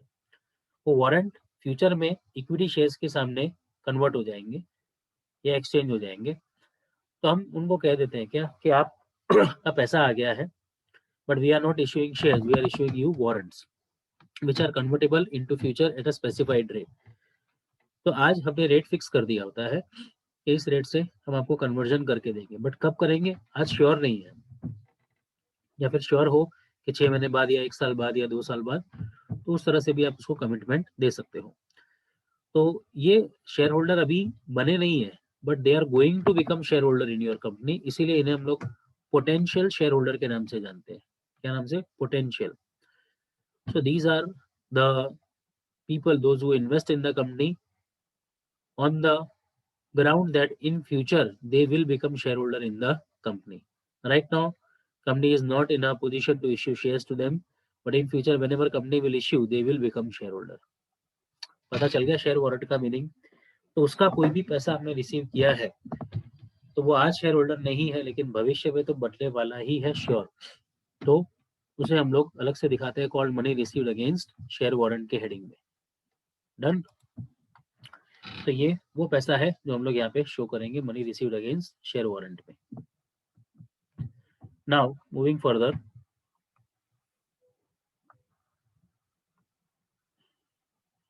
No dividend.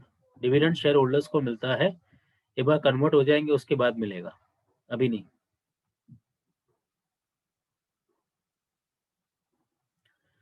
नेक्स्ट हेडिंग है हमारा share application money pending allotment. तो आपने आईपीओ के टाइम पे और एफपीओ यानी फर्दर पब्लिक ऑफर, आईपीओ यानी इनिशियल पब्लिक ऑफर, तो you must have heard about the few IPOs which are there in the month of January. जैसे आपको पता होगा कल एक आईपीओ का लिस्टिंग हुआ इंडिगो पेंट्स का, और आज होम फर्स्ट फाइनेंस कंपनी का भी आज उन लोगों ने जो आईपीओ लेके आए थे जनवरी में, उसका लिस्टिंग आज उन्होंने करवाया है। तो अगर हम लोग किसी भी सिचुएशन में आईपीओ लेके आ रही है हमारी company and we have collected funds from the investors but we have yet not allotted shares to them, पैसा ले लिया है बट अभी तक शेयर्स अलॉट नहीं किए हैं या शेयर का अलॉटमेंट मनी उनको रिफंड नहीं किया है, तो वो पैसा लायबिलिटी साइड पर अलग से हेडिंग में दिखाना है आपको, that is share application money pending allotment. कि पैसा आ गया है बट अभी तक अलॉटमेंट करना बाकी है, अलॉटमेंट कर दिया होगा तो शेयर कैपिटल में ऑटोमेटिकली वो कन्वर्ट हो जाएगा। ये हेडिंग आपको रेयरली दिखाई देने को मिलेगा, बहुत कम। उसका रीजन है कोई भी कंपनी जो है वो ऐसा कभी नहीं करेगी कि मार्च में पैसा ले ले और शेयर का अलॉटमेंट अप्रैल में रखे। Normally they do the same in one accounting year only. तो ये हेडिंग बनाया है, बाकी इसकी जरूरत प्रैक्टिकली स्पीकिंग इतनी पड़ती है नहीं। फिर आती है बारी हमारे नॉन करंट लायबिलिटीज की। तो नॉन करंट लायबिलिटीज यानी लॉन्ग टर्म लायबिलिटीज हो गई आपकी, विच is payable after 12 months, which is payable after 12 months.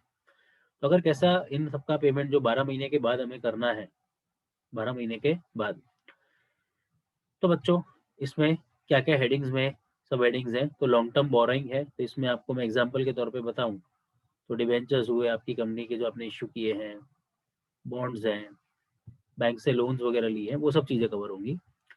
Deferred tax liability calculate किया जाता है as per accounting standard 22 to match the accounting income and taxable income, because दोनों incomes practical life में अलग अलग होती है। जो बुक्स में दिखाते हैं और जिसके ऊपर टैक्स भरते हैं वो दोनों इनकम कभी सेम नहीं होती, there are always some differences.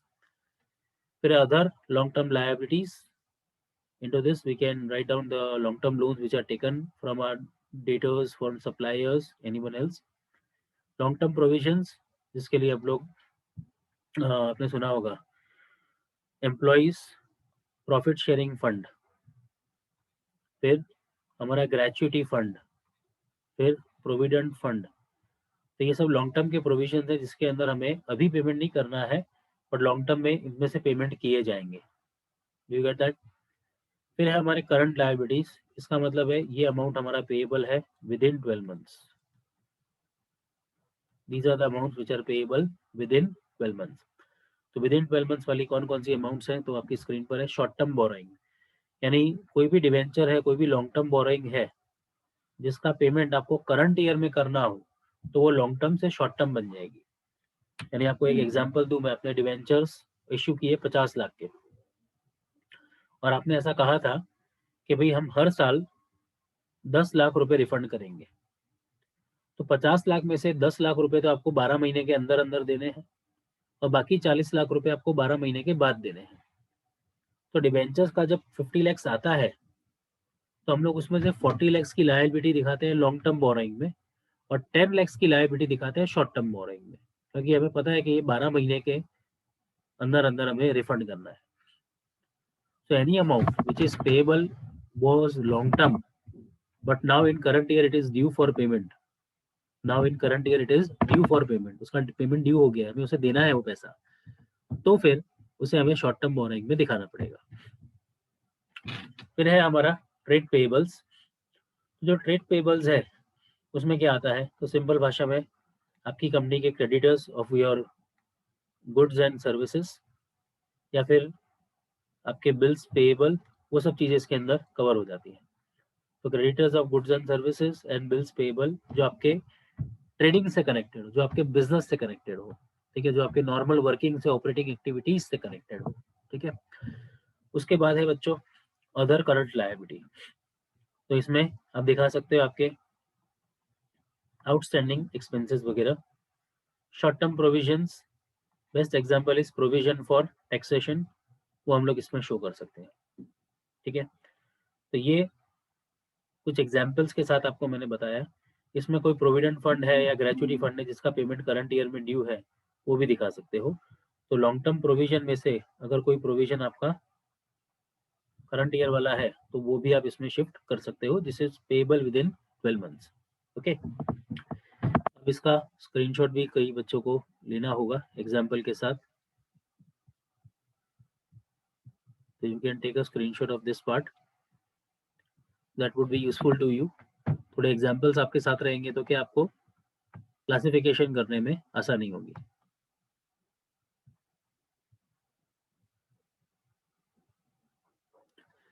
यहाँ पे जो स्क्रीन पे आपको दिख रहा है, इसमें किसी को कोई डाउट है, कुछ पूछना चाहते हो?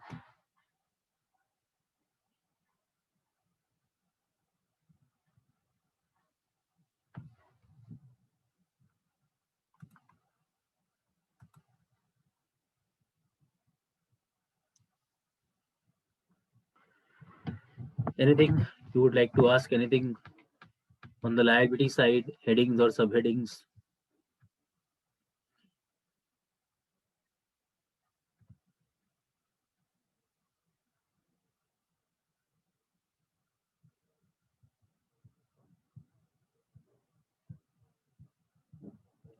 Provision for taxation, PFT stands for provision for taxation.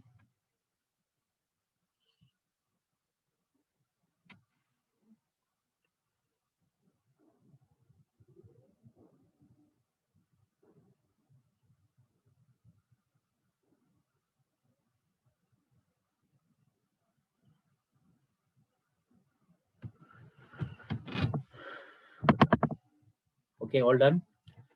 Now let's go to the asset side. So asset side, we have two headings, non-current and current assets. So we know that non-current are the long-term assets. In that we have the heading of property, plant and equipment, which was previously known as our fixed assets. इसमें हमारे चार तरह के assets होते हैं। Tangible assets के examples आप जानते हैं, plant and machinery, furniture and fittings, land and building, vehicles, etc. So these are the examples of your tangible assets. Intangible assets, goodwill, patents, trademarks, copyrights, then we have some licenses to manufacture or to sell a particular product or to provide a particular services, वो सब हमारे intangible assets होते हैं। फिर है हमारा capital work in progress, so it is our factory under construction, हमने एक प्रॉपर्टी कंस्ट्रक्ट करवा रहे हैं, लैंड बाय किया है और उसमें हम अपने हिसाब से पूरा फैक्ट्री, पूरा बिल्डिंग तैयार करवा रहे हैं, ऑफिस तैयार करवा रहे हैं, तो that is called capital work in progress. Then intangible assets under development, so these are the any patent और ट्रेडमार्क जिसका आपने प्रोसेस शुरू कर दिया बट अभी तक खत्म नहीं हुआ है, या आप कोई फॉर्मूला बना रहे हो, कोई दवा बना रहे हो, या कोई आप सॉफ्टवेयर बना रहे हो लेकिन वो अभी तक खत्म नहीं हुआ है, या आपने कुछ चीजें अक्वायर की है। कई बार ऐसा होता है कोई रिसर्च कर रहा है और उसका रिसर्च आपने इन बिटवीन में अक्वायर कर लिया, you have acquired the research in between, अभी पूरा नहीं हुआ है, क्योंकि रिसर्च में भी दो स्टेज होते हैं, एक रिसर्च होता है, एक दूसरा होता है डेवलपमेंट। रिसर्च जब फिजिकल जब एलिजिबल हो जाता है कि भाई ये this is a success and this can be implemented, तब उसके ऊपर डेवलपमेंट स्टेज शुरू होता है। तो जब तक रिसर्च फेज चल रहा होता है और उसके जो भी एक्सपेंसेस उसने इंकर किए होते हैं उसके लिए हम उसको पेमेंट करके एक्वायर कर लेते हैं, तो वो हमारे लिए इंटेंजिबल एसेट अंडर डेवलपमेंट की हेडिंग में आ जाता है। और फिर हमारे नॉन करंट इन्वेस्टमेंट्स, इसे हम क्या बुलाते हैं, दोनों सुनना ध्यान से, ये हमारे ट्रेडिंग इन्वेस्टमेंट्स हैं, into bracket not for sale, sale करने के लिए नहीं है, ये हम लोग लॉन्ग टर्म के लिए पैसा इन्वेस्ट करते हैं, we invest money for long term.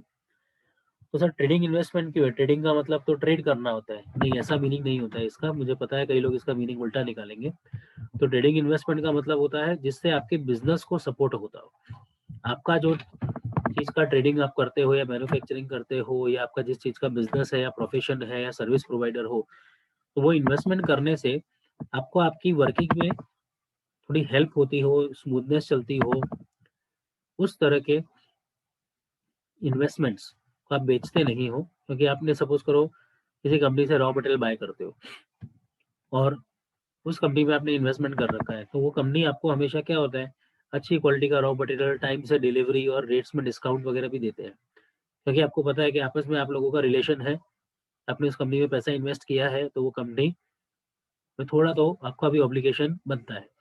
तो you don't sell the investment, क्योंकि आपको पता है कि उसके कारण आपका वर्किंग स्मूथली चल रहा है, इसलिए हम उसे ट्रेडिंग इन्वेस्टमेंट बुलाते हैं। इसका पर्पस इंटरेस्ट कमाना, डिविडेंड कमाना, प्रॉफिट कमाना वो नहीं होता है, इसका पर्पस होता है रेगुलर जो हमारा बिजनेस है वो स्मूथली चलता रहे, वो स्मूथली चलता रहे, वो पर्पस होता है, कोई पर्पस नहीं होता है। फिर है डिफर्ड टैक्स एसेट, ये आपको अकाउंटिंग स्टैंडर्ड 22 के हिसाब से पता चलेगा। Long term loans and advances, अब सुनो, आपने कोई बिल्डिंग में एक ऑफिस बाय किया है, नहीं लोग बुकिंग करा देते हैं, एक 50 फ्लोर का बिल्डिंग बन रहा है, उसमें आपने एक फ्लोर पूरा बुक किया है या उसमें एक ऑफिस लिया है और उसके लिए आपने एडवांस दिया होता है बिल्डर को, तो उस तरह का long term loans and advances होता है वो। या फिर आपने लोन दिया है अपनी क्रेडिटर्स को, डेटर्स को 5 साल के लिए, एम्प्लॉयज को 5 साल के लिए, वो सब चीजें इसमें कवर हो जाती है। ठीक है, सो यहाँ पे मैं लिख देता हूँ एडवांस पेड फॉर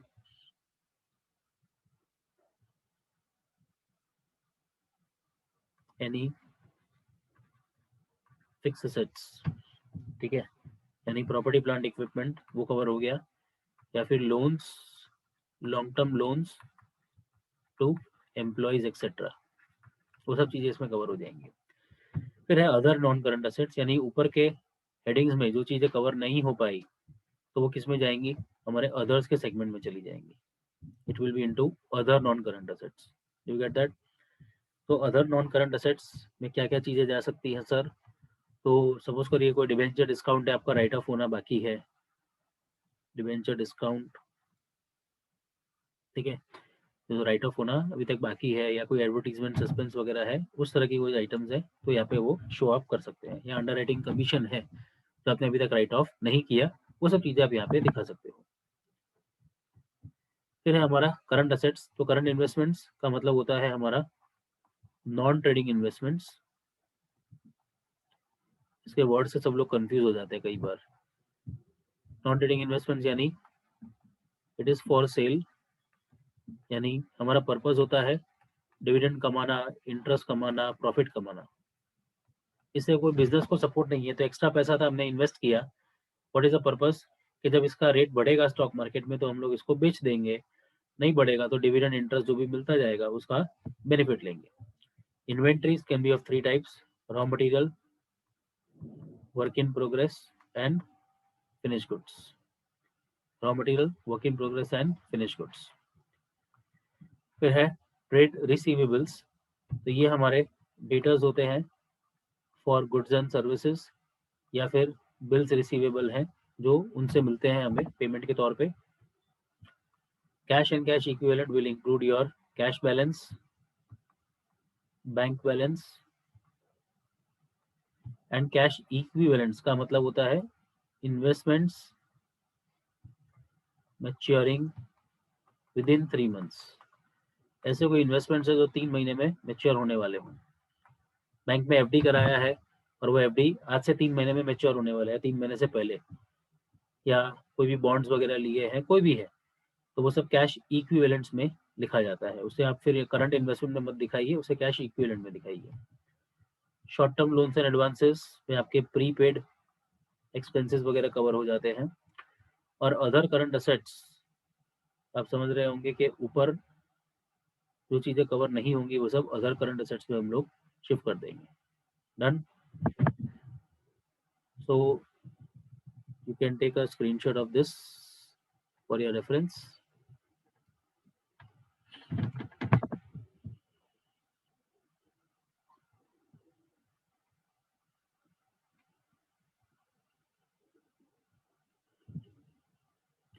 चलिए, अब इसमें किसी को कोई भी डाउट है, कुछ पूछना चाहते हो तो you can write in chat box.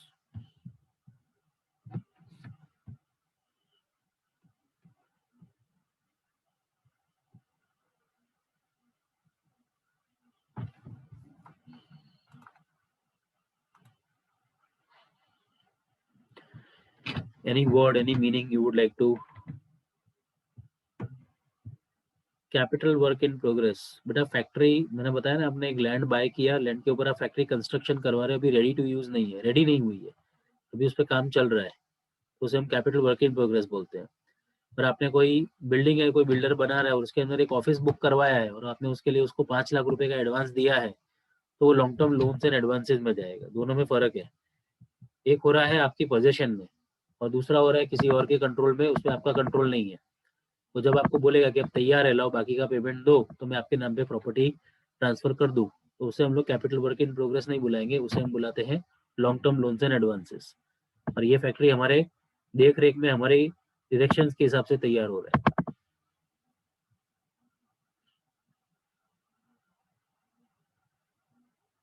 मतलब is your doubt solve?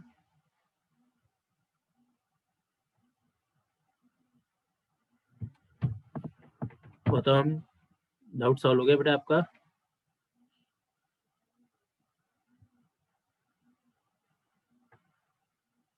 Okay, किसी और को कोई डाउट पूछना है बच्चों?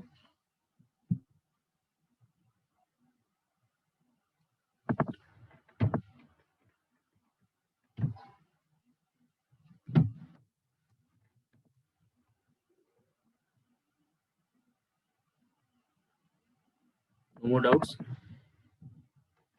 बढ़िया। चलिए, तो आज हम लोगों ने बैलेंस शीट और पीएनएल का फॉर्मेट वगैरह अच्छी तरह से डिस्कस कर लिया है। Now from tomorrow will be continuing with the short sums, that is managerial remunerations के ऊपर जो शॉर्ट सम्स हमारे आते हैं सी इंटर के सिलेबस में, दैट विल बी डूइंग। आप लोगों का किसी का कोई स्पेशल डिमांड हो, कुछ हो, you can share your demands and working, and now you can switch on your videos and you can also unmute yourself if you want to speak anything. Yes, किसी को कुछ बोलना हो? Everything was comfortable in today's lecture?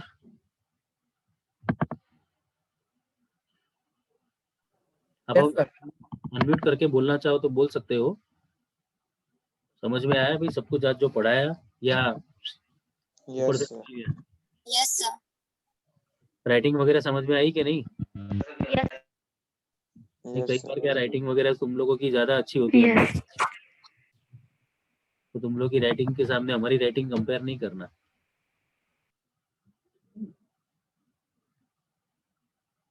ठीक है, चलिए तो आज का लेक्चर हम एंड करते हैं। नेक्स्ट लेक्चर हमारा कल शेड्यूल्ड है सेम टाइम पे, सो कल दोबारा मिलेंगे और अकाउंटिंग जो है मैनेजरियल रेम्यूनरेशन का, उससे शुरुआत करेंगे। और कुछ आपके सजेशंस वगैरह कुछ हो, कुछ और आपको तकलीफें हो तो मुझे या धवल सर को बता देना, तो वी विल सॉल्व दैट। ठीक है, bye all of you, take care.